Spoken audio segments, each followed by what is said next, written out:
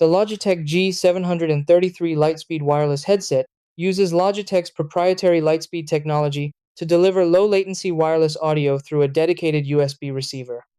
If you replace the original receiver or purchase a new one, the headset must be paired again so both devices can communicate properly.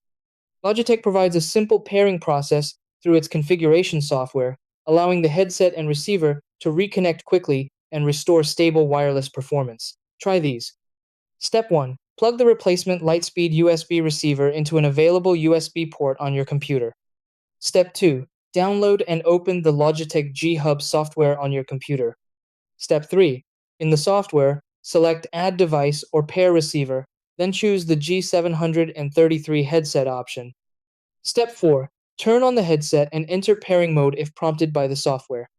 Step 5. Wait until the software confirms the connection and test audio to verify the headset is successfully paired.